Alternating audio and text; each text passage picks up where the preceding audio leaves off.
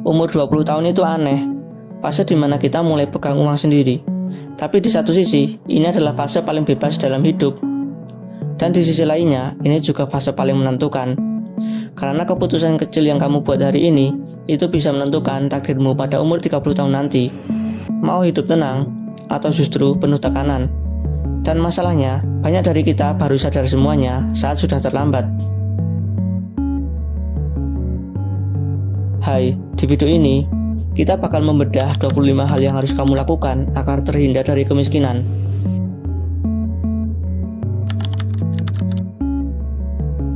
Banyak orang hidup bukan untuk dirinya sendiri, tapi untuk terlihat kaya di mata orang lain. Padahal gaya hidup tinggi tanpa penghasilan yang seimbang itu seperti bom waktu. Masalahnya bukan di kopi mahal atau nongkrong, tapi ketika itu jadi kebiasaan yang dipaksakan. Orang kaya sering hidup sederhana karena mereka ngerti nilai uang. Sementara yang belum punya, sering menghabiskan uang untuk terlihat memiliki banyak uang.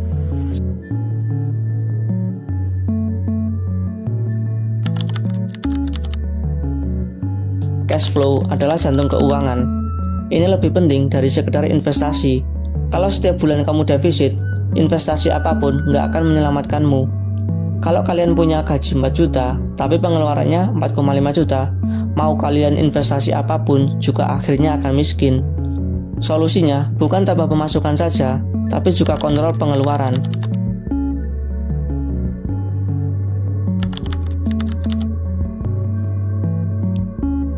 Tabungan itu penting, tapi jangan salah paham.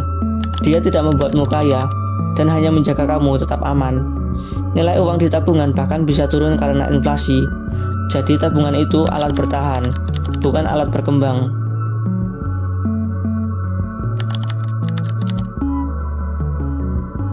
Banyak orang merasa ini nggak penting sampai mereka butuh. Tanpa dana darurat, kejadian kecil bisa berubah jadi krisis besar. Setidaknya kalian harus punya ini. Saat lajang, punya dana darurat sekitar 3-6 bulan pengeluaran ke depan. Dan setelah nikah atau punya tanggungan, kalian harus punya dana darurat yang lebih luas sekitar 6-12 bulan. Tanpa ini, sekali sakit atau PHK, kalian bakal utang.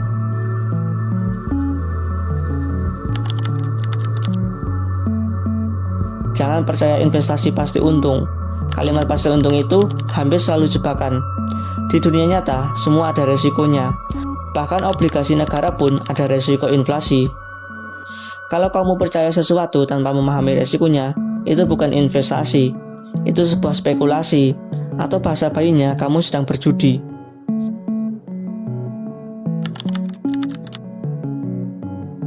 Di bawah 30 tahun, aset terbaikmu bukan uang, tapi kemampuan. Karena kemampuan atau skill yang kamu miliki bisa meningkatkan penghasilan. Dan penghasilan adalah bahan bakar semua strategi keuangan. Naik gaji 1 juta per bulan bisa jauh lebih berdampak daripada investasi kecil selama bertahun-tahun.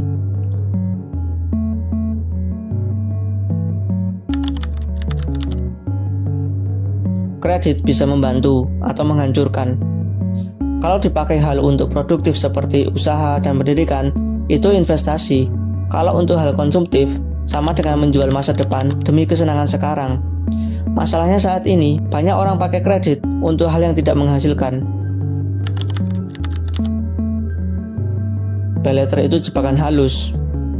Dia tidak membuatmu kaya, dia membuatmu merasa mampu.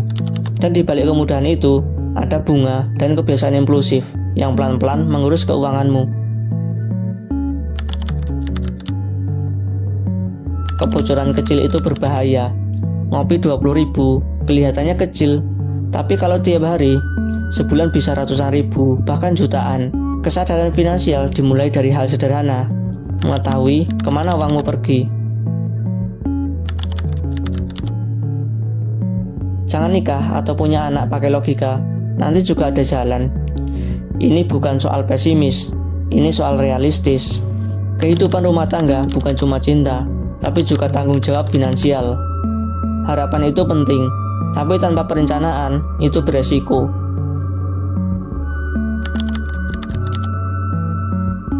Pisahkan rekening hidup dan simpananmu.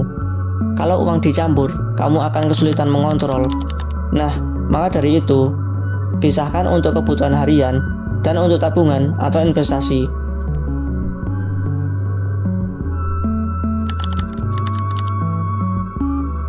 Masuk karena orang lain untung, biasanya kamu datang terlambat. Pas kamu beli, orang lain mungkin sedang jual, dan kamu yang menanggung resiko. Pahami kalimat ini baik-baik. Market selalu menghukum orang yang ikut-ikutan.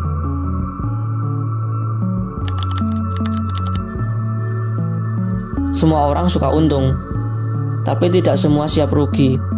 Kalau kamu tidak siap melihat nilai turun, berarti kamu belum siap untuk sukses. Asuransi bukan buat untung, tapi buat nyegah kebangkrutan. Minimal punya asuransi terkait kesehatan jiwa kalau ada tanggungan. Asuransi itu tidak membuat perjalanan lebih cepat, tapi menyelamatkanmu saat terjadi kecelakaan atau hal yang tidak diinginkan.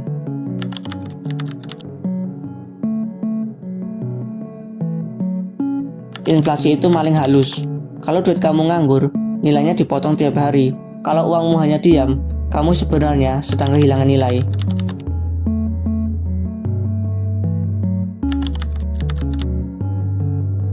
Jangan gengsi hidup hemat. Gengsi adalah salah satu penyebab terbesar masalah finansial. Padahal hidup hemat itu bukan berarti miskin, tapi berarti sadar prioritas. Orang dewasa itu mikir, fungsi dulu, gaya belakangan.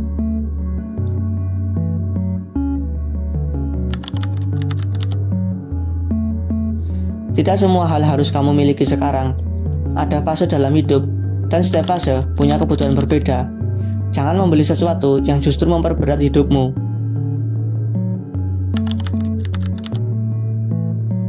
Jangan bergantung ke satu sumber penghasilan. Satu penghasilan sama dengan satu resiko. Kalau itu hilang, ya semuanya hilang.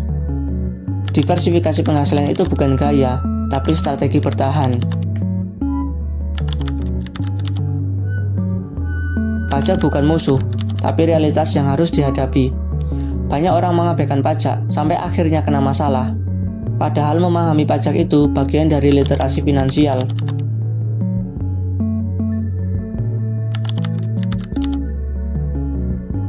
Gaji itu penting, tapi jarang cukup untuk membuatmu naik kelas. Untuk berkembang, kamu butuh investasi, bisnis, atau skill langka.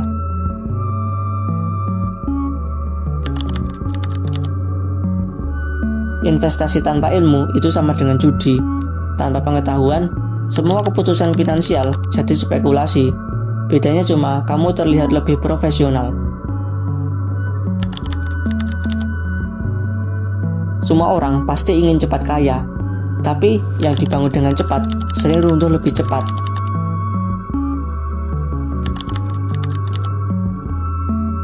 Teman itu mempengaruhi kebiasaanmu. Kalau lingkunganmu boros, kamu ikut boros. Tapi kalau lingkunganmu paham finansial, kamu ikut stabil.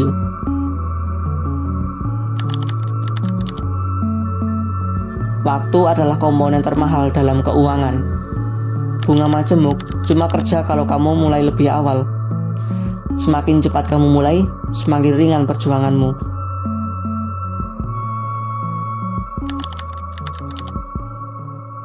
Pengen kaya itu kayak terlalu abstrak. Tujuan yang benar harus spesifik. Kapan, berapa, dan untuk apa? Tanpa tujuan, semua usaha terasa tanpa arah. Pada akhirnya, uang itu memang bukan segalanya, tapi cara kamu mengelola uang akan mempengaruhi hampir semua aspek hidupmu. Dan 25 nasihat ini bukan sekedar teori.